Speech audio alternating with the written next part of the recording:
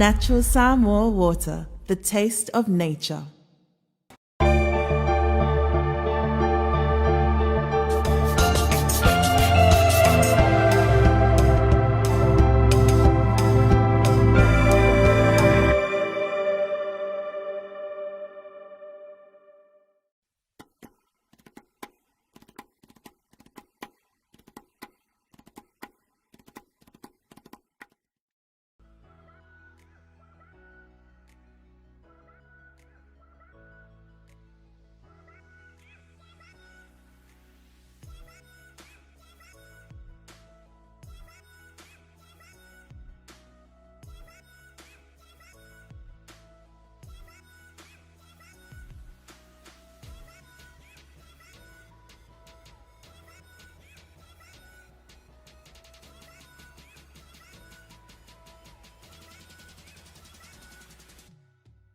Papena le sao ili ia le otoso atu luma ia le sao palako ma le au waa ini sane ia lua o pangpango ia ma alao.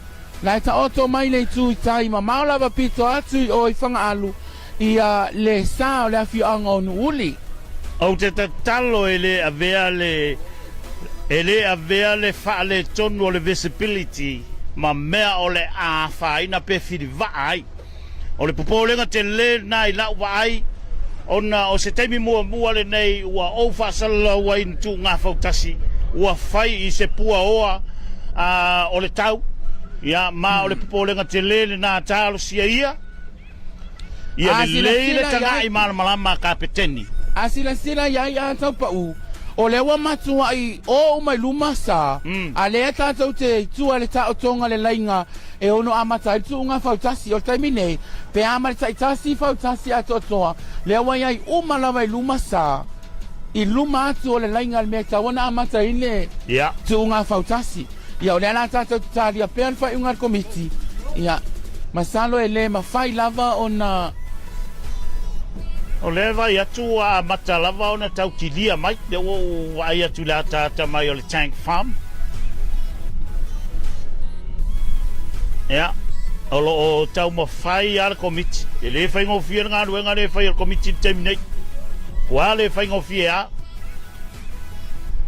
whai ngata atu unga le ngai sampini tau pau ua matua le iloa po lea ua umai luma Fautasi ia e ki ai mai toa ile lai ngai tawana matai le mai tau atu wai luma atasi lua tolu fa lima ono e o whai mamau atu i luma o whangasama ia le fōringa mai o te milo mai whangasai te tonu o le wapito i luma Fautasi ai pito i tua sar komiti ia mai sar KVZK ia se tātou tālia pēa lupe o maunu ia pole ase whai unga tātou komiti whafoe Manaia, o ko ale leia e umane le tau whātura ngana lea ua matua alu ese ale malosio au waa a lai ko ale leia ale manu le tau sala e leo mingoi lai tu le le sala manu le tau sala e sefelo na malosi taime pa e whana tu sa tau pa uwe tau i ale umane o le ole i luma ta mimilo o mai tua o i luma o mai ai e umane loa ai umaloa malmanosi lua fa lima ono vaia o ai luma o tau whai o atu umai luma whai ngata lava whai ngata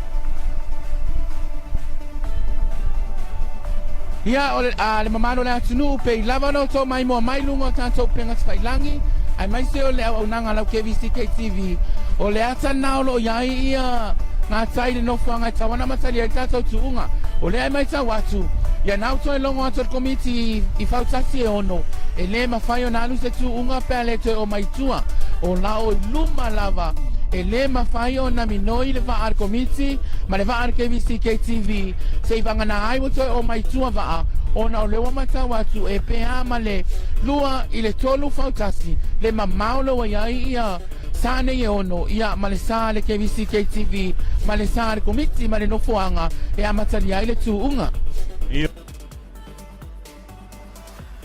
nei ia o le mea vo ile na e wa matua whainga tai nai ka peteni mali waa ma au waa ia ele ngata wa maari lili fo ia a u whapena fo i ona taili le savili la tau ia teminei ia ma olo a tuatu pea i le filitanganga le tātou komiti o wheo taoto i eilo la tau whinangalo i le toi au mai tua o waa ia po le alava se whai unga ia olo mātou whatatali atu pe nei e leo ngā ioi ma le waa o komiti o lo iele nau ta inga o komiti na ia toi fo uma mai sai tai nei ia au le leise tu unga e mai mo ia ile tātou o tunu ile sa i linga o le siampini o le America 250 celebration.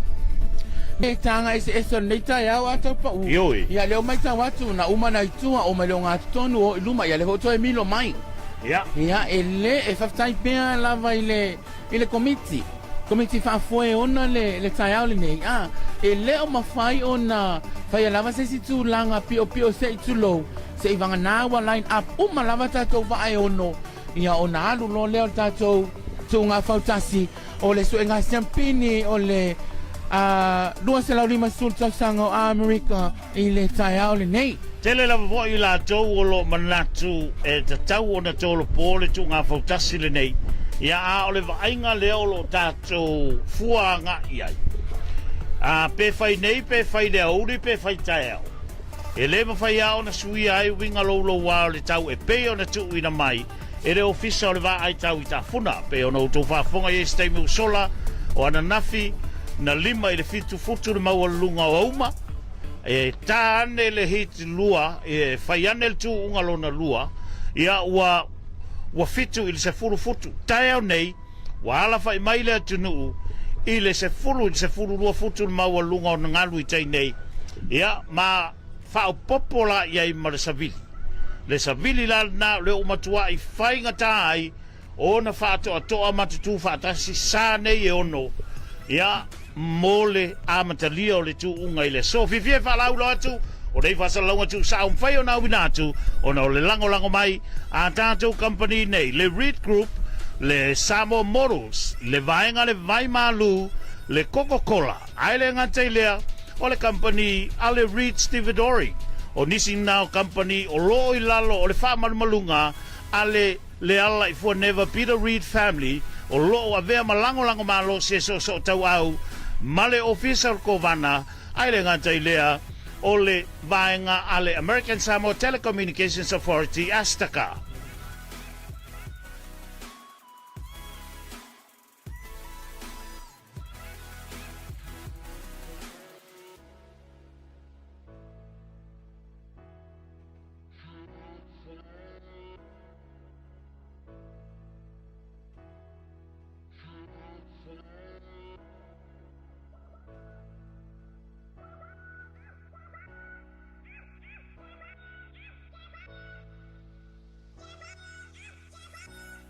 O le tu ngā Fautasi. O le mario le meari i era.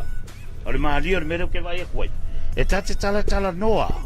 Ma a mai le mua le tua le lao. O le tate tala noa le o manino. Le o vai a kumkua kiria le kakia mai al tank farm. Manino la vai le sama o le farsa o le ua pai o po le triple CAS. Sunga ia Viliamu le lua. Ia le o manino la vai i le le chima Samoana poi loa atu ma le TTW papea foi ma le point o le Rainmaker Hotel le o kilia le atu la vai e falling a maila. This is our time from God. O tatou taimile nei mai le atua e uianga ka maalilili o whaapopo inga monge o loka kingo o tu taiminei ona o le malulu ia ai le afaina o le ngā ruenga lava le nei ia na tofi ta ua le atua ngā lulu ai o le whaatimu e whaasalau ngā le tunu. Sao lei lava tau pa ia e pein lava ona tali fai tau sau nuanga tua i le tai ona le la. E ia le taimi o le atua. Le hoa mai, le hoa mai. Whamanuianga, ia masalo le atu mai lava noa e le alii, ia e whaatau nuuai, ia le whaamoe moe.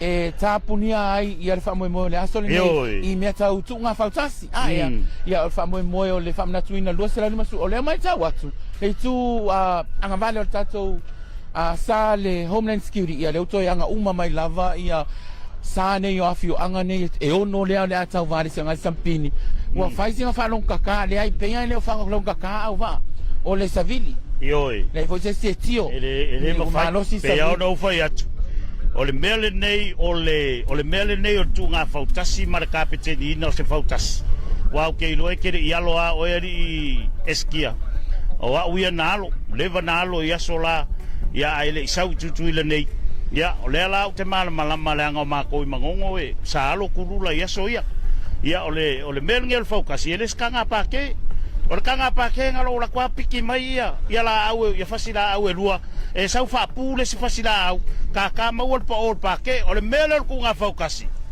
ai le malo e fai I lo to mai wa eta wa tu langa le atau pa u tu nga ba sa pe lava na a o la titi pe ama senga ono no e le video no ma wa ina taimia le sa e kapteni na le va foi le na to tolu le awalo le to sale na nga sai fa ba malo lava tau pa u malo lava fa foi na le ai fie fa la u lo atu a fai lo e tau sa ilia se awala le le fai ai au so tainga yo tunu yo ainga yo tunu mao Astaka the best eu a fai e te fia tava e te fia tau aveina se tavale a mai America Samoa Ford models the best e au no mas tutong e mawhaina mawal discount lima se lau pa e fio nei Samoa models test drive la ia lako Raptor la ia lako F250 F350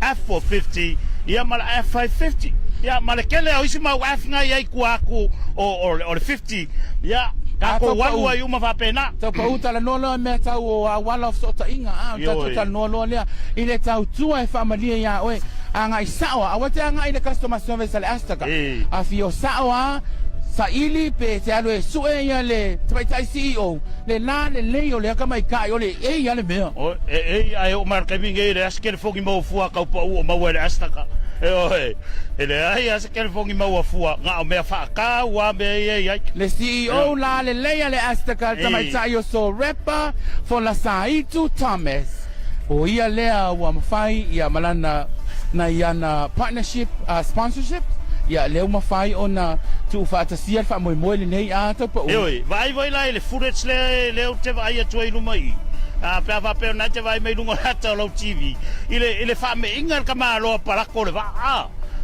ke lo o ka populanga o palako o ka ele ko ke lo afrika ngisi wa ka o palako o hani o baby ai vai la ile mele fai palako o le solo muri le va ele o camilo le solo muri le va o fsili ai sai mala mai palako mela na maua mai le alo o ele se me na maua mai anga hotel mele o nga sai ai palako ile faungo le va mele le yo o le fionga te mai tai o le am palako la ua nga sai ai fauina le va mai ala mtanga ya Kalu na ave le afionga te mai tai le ao ma le sunga ya lauti le sale ele ia solo muli tau lavo na alu ta amile alewa mai palako ta man ole e ia ka kale palako you're a man palako ele le fionga te mai tai le ao solo muli nga le alu ai dum le ai okay loa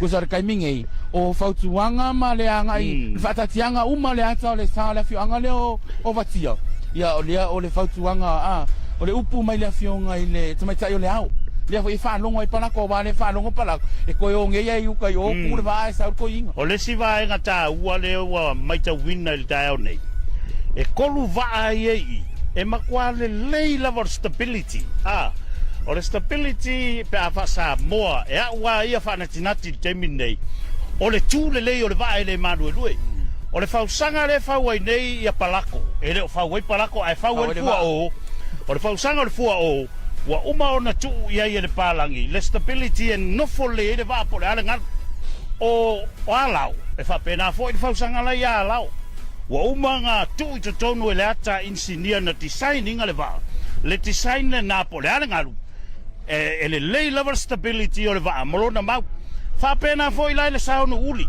o va phone le na fau tau sanga nei ma tau sanga te nei va na o le wa ye to ton wa include le technology le na e mau le ye le tu o va o sala ye due faisi ma fatia te minei o le sao le a eto le anga o le fau sanga high tech tu wailia e le tu ua ye le technology fo fa pena la ma sao le fionga fang sa o le facts na those are the facts e kau ka ko kilo ye i le fau sua i le fau sanga sunga ya Marcelino e matua ye umai to tonu mena ia ai la se technology nga fa popo ye Marcelino Pau ana men fa popo ye Marcelino o lona to mai fa va Samoa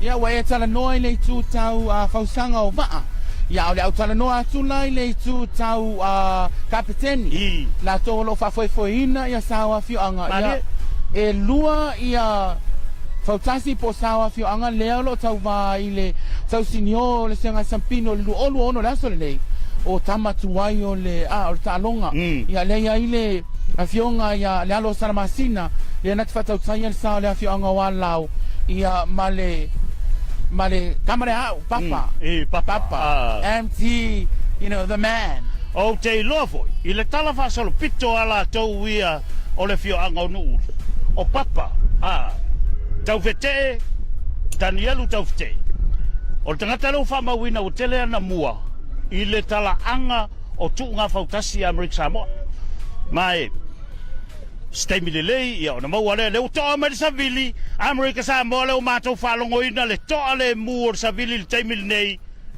ia mai falling a maila nana sawa tu o vala iluma palo malfana a mata maltato tuunga a la una vai sila tau pa ui sa uma lava o lo minoi a kanga le palako ngofo le lei a kanga nge palako pe fai la ia palako a lula palako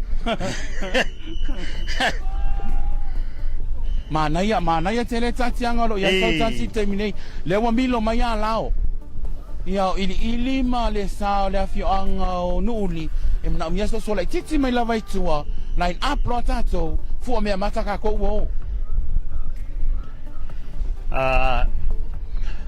ma nei palako fa me ese le vai te wa fa in le fu'a e ano vai tu vai le vaver Savilia tala no le sa le fiongo ili ia o se tasi fo yo o va ana i longa la na saule asona nafi o ka le mata ina o le sala o ili o le highlight na ona yo o le highlight la ona fio ili ia ile manga ia ile hitu numero lua foi la to o la iki o kanga o ke loanga power ka makua le lunga va la na sunga ia asa captain ale tupu langa to ale nu wa ile sa ta wo va ale ia ili pero ia ilo ia ole highlight na io le vanga mo la sona na ole hitu numero lua ole highlight o sane ole fiongo ferfani mai fangsa ia male aito mai pango pe lava na ia ile sona file hitu no na lua na mua sa luma oi ia e o atu tu ole wa o ole me ese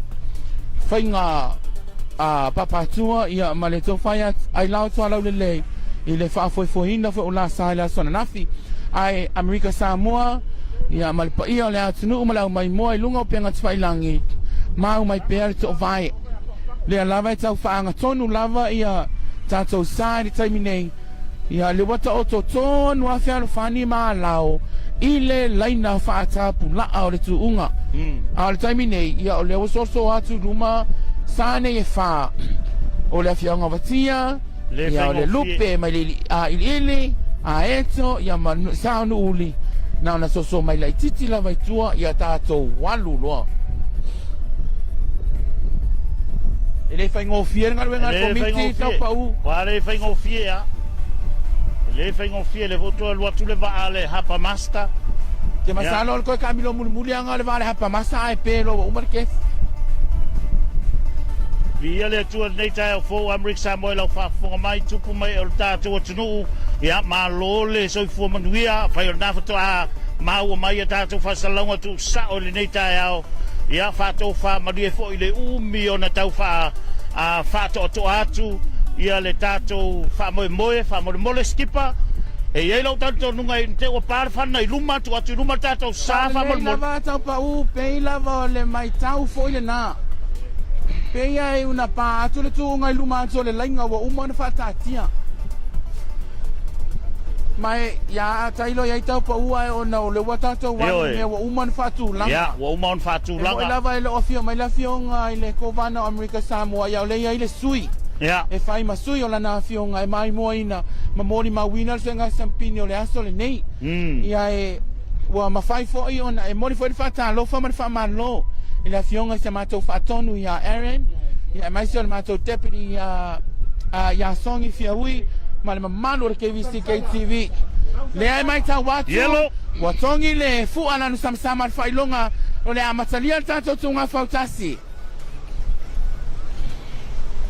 Te ai. Lau toi tongi mai lunga le fu ana anu mumu. Toi tongi mai lunga le fu ana anu mumu. Ole mele wa yai tau pa upe ata tau pi atu ai amata na o lunga wha. E o ele tunu, ele whaingo fia tai nei. Tua le whaingo fia lava tai nei. Sao le lei lava sao noa. Ia, o lea ua alu atua i lunga le lai na le atoa se mai lau tuunga. Masalo tau pa ua mele mana o ai au waa nei e amata i tua le Rainmaker.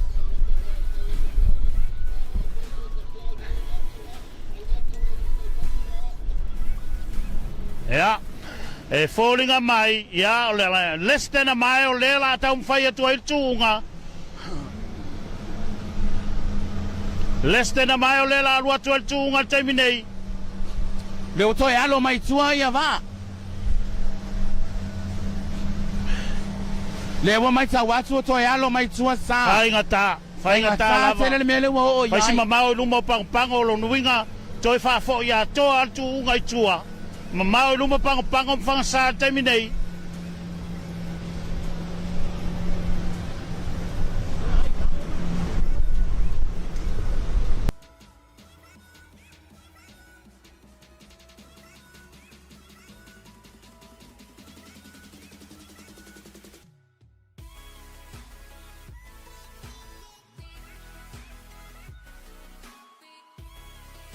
Ia. Le mai ta watu le wa mei umala mai tua. Le ma fai la vona amatalia tunga Fautasi. Wa fai ole falonga le ngalu, falonga tale savili, falonga tale timu, al falonga kafo le au wala ko. Falako matou tala no atu staimi o sola. Pe ana matou tala no atu. E le whaingo fia ngā ruenga komiti tai nei. Ia mai se lava le nei ngā ruenga. Ia le se ngā ruenga whaingo fia. Tele foi fautuanga na o le komiti. I le pō na pō mana leila. Tele fautuanga na o le komiti.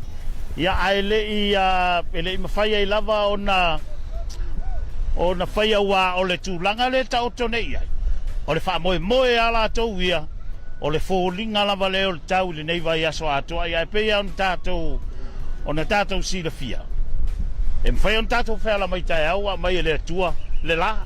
Ma le lao le lei. Ia. Ai lea whaina e fōringa mai. La e valau mai le komiti a taupa u. Ta ofi umawa ai le mawhai o nalu se tu unga. Ia o le nānau sila tutuila mamanua. Ua whainga tā lava tu langolo iai tau whawhoi ina atu. O na wa amata o na si le tai. Wa amata o na si ngalu. A uma e pei o na whatulangaina tala tau le asole nei. Ia o le mea lava lea le popo lei. Awa lava le nau i le upenga. Ai awa nau le ia ai manu i le upenga. Ngāli e? Nā auto wafunga e Amerika Samoa. I le whaingo fia ngā ruenga o lo whai e tai nei. Mamori pēra ngā whaafitai. Ia tātou sponsors le GHC Rile o lola lai tā funa tufutufaina le Coca-Cola. Iona Feleiva SS, Coke Fanta. Ia whapea foi le Sprite. Ia maisi o loa SS whapea nā. E le ngata i lea o le mea inu sua malia o le Powerade. Ia Fautasi ai. Ia male. Ia o le whailo mai Yellow, le wai lunga le yellow taimil nei. Lunga le yellow taimil nei. Se mai lunga marsao i lili. Pamalefana. Ia family atu tato watunu ole alava le tulaga ole ai ia ona paulava ole mea wo ia ile tau mo fainga komiti le re aso le wa parfana sei tau sai atu tato anko Mai tau atu tau pa uole lumal sa ole afiongo vatia. Ia wa sola palako. Palako le wai lumal taimine. Fautasi atoa le ai luma palako taimine. Ai ono ane lo mane ulu le manulele tau sala. Ai aluane lo mane manulele tau sala. Ai pipi mai ai male manule a eto mai pango. Manulele tau sala le tulanga lua. Palako le tulanga mua pe amale. Fautasi atoa le lo vai le tau muli. Ole sao palako. Ia male sa ole manulele. Ese el mero fai palako a tau pa. Yoi. Tulanga mo taimine unofficial le palako le wanga yatu ile taimine. Palako tulanga mo a woi kafiola le sawa nguli. Ele o tu mama ina sawa papa sawai. Ele ai ele fata mala. Fai se pa ui tua ala o taimine. Tau mo fai mai pe ale sunga ia le fioga ile alo salmasina. Ile tatou tuunga. Tanga ya tu le tu yo e pito I whangalua. Tau pa u matua le tu mamaina le manulele tau sala ia palako e alu. Ia. Na ua pipi whainga tāle sa ilinga o le tūlanga tolu mal tūlanga wha. Pei lava ia o nai lo anga tonu tatou enko. Ia o nai lo aile va ale mumera mua. Le wakiria mai lau vai taimine tūlanga mua palako pea male liman foa. Olo ia ilumar sao palako male. Fua o mai vatia, mai le tau mua ole MT Lowrider. Alua ne lava le MT Lowrider tūlanga tolu. Le sao ili, pea mare se fulu nufoi tu atu, sau wai le sa mai a lao. O le sa le fiango pango, a lao, whangasa, ili, o la tau leo lo tau wā mai le tūlanga le tolu. O le tūlanga mua ma le tūlanga lua. E leo mama e fai o le alua palako, ai leo mama e lo tu mama ina e papa me. O le whātūlanga ina o le tūunga pēna whea, pēle whea, o le whaiunga nāra komiti. Aina paule mga aruenga, o le whāsalau ato o tūlanga o taoto iai. Tasi lua toru whālima nufoa, o lo iai luma le sā, o le fua o mai watia, palako ma le vaenga, ai leo tu mama ina, e tau whetee, a tani elu tau fite male a crew ale manulele tau sala Lowrider number 3. Ta ilo pesa o tau pa ue mai tau atu le tui whanga alu. Le sao le afiongo ili le lupe na le wanele ane. Ia. Ua pipia e le tau mua le sao le afiongo ala wa ele mai le lupe. Ioi. Wa lele le lupe. Wa lele le lupe. E le taimil nei i le tūlanga tolu. O lo tūlanga tolu atu ai le lupe. A mai le lupe lele mai ili. Mai le tau mua alao, lima du folo iei luma lupe lele mai le tau mua alao taminei. Ai, o le popolenga tele, o le la ola le malu. Ai, o le malu, sui loa ina ma leo mai o mai. Tau pau. Le saula e saua I lupe lele. Tau pau, tanga I pea I le tūlanga o saia I lua le I luma. O le mai tau atu. Ua sili le tau mua o le MT le sao le afionga nuli Rusa lava mai papa palako ia ua lava oe sai oe papa o le manai o le melea ma o le men sau ai tua nu uli ia sau wangu uli lewa tato vai atu I le enko leu te tua tuai se fulu nu foi ia wai luma tau muli o le sao le manulele mai le sa o le tau mua o le fua o, I le tūlanga lua, ile le tūlanga tolu, a lao fly baby fly le tūlanga wha, tūlanga lima le whani Samoa. Sama vai mai fo I le sao le afionga pango le aeto, tau sa ili mai sona tūlanga le lima mane ono, a o le tūlanga mua lava ia, o ile ai o papa, ua lua papa. Ungai sawa, ma nai ale saule sawa ia lao, wa taken mai fo ia lao tūlanga lua, ai e leo whaingo fia wakia. E le whaingo fia watia le taimil nei le alu wako watia le alu atu ai. Leo wako e afa Fautasi. A woi ka fiolae. A woi ka fiolae palako e. Palako e lo le ofo ya palako. Le wato e luma foi. Le sarfua o vai watia. Palako. Tasi lua tonu whani manu foa. Palako ma le vaenga. Mai le tau mua le MT. O kale manei o tuunga lo fai nei. A leo wa se mai le tūlanga tolu. Se mai le tūlanga tolu le saole. Le fionga alau. Le fionga alau le tūlanga tolu. O ka. Le makau kia fai karkamalo sa tele. Lawa wa tiaia sa tele ili taimil nei pe amale. Liba ile ono lufoa. Palakosi o walofa. Tau pau. Esel mele wa fai le tunga le tasima le luelo mauti noa. Tolu malesa. Ole tolu na watau foi loa atu. Ole sao le fionga wa lao. Ole lona lima i ole sao le fionga o fangsa. Makau kia la le sawala. Ole usawa idei e tuli mai. Ia le tau muri onu uli. Ia wale ai fo sa taimi. Le tuunga mata ina olo fanga solo taimi nei.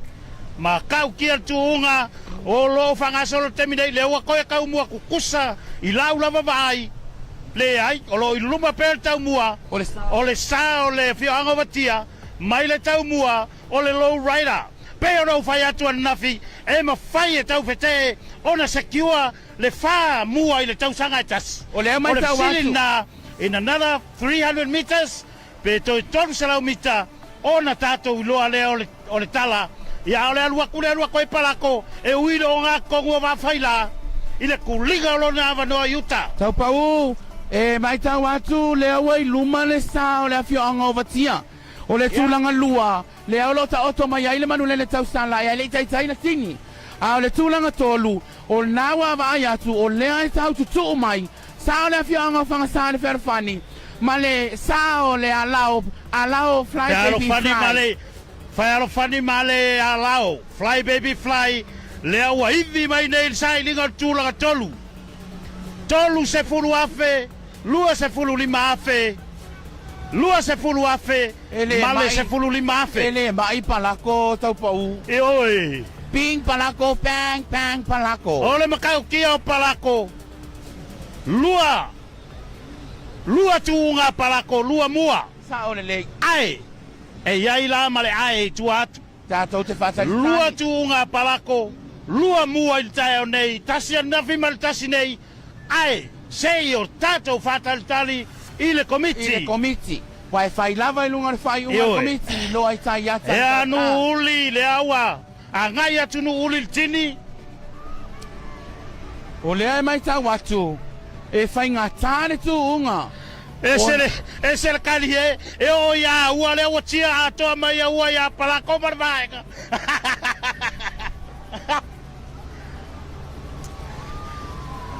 Tūlanga mua le tūnga le tae o nei le saora vai. Fai ngā tāona i loa tūlanga mua. O na o le tutusa le le taimi na pāsi ai e le manulele tau sala. Ma le sao le awhionga watia. Tatou tāni e komiti. Tatou tūle matai tūlanga tolu ka tūlanga wha. Le saua le tūlanga tolu lele. Sa tele. Ia male leo pātua. Leo atoe whetaui na walau whangasai e lunga sami le taimi nei. Leo fai mai sa ke le whakasa. Wait your moment. O le te ina manona tali.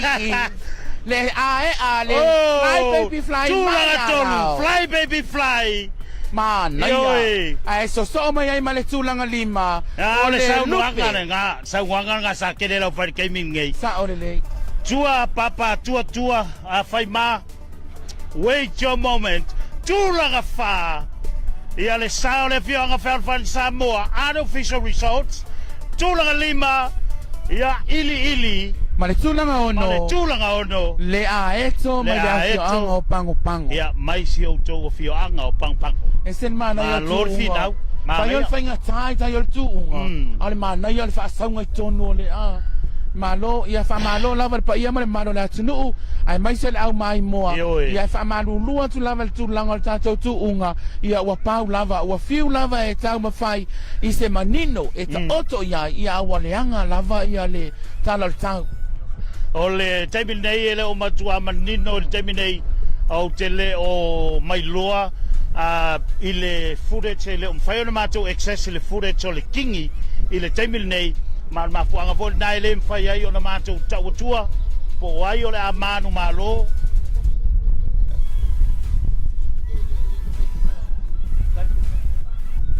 ia e wha Mo le sila fia le mamano le atunu e le o mawhai o na au ili tātou tūlanga mua se e o tātou tālia e whai unga mai le komiti po wai sa o le sa e tūlanga mua ia e le itu ina mai se tātou official results.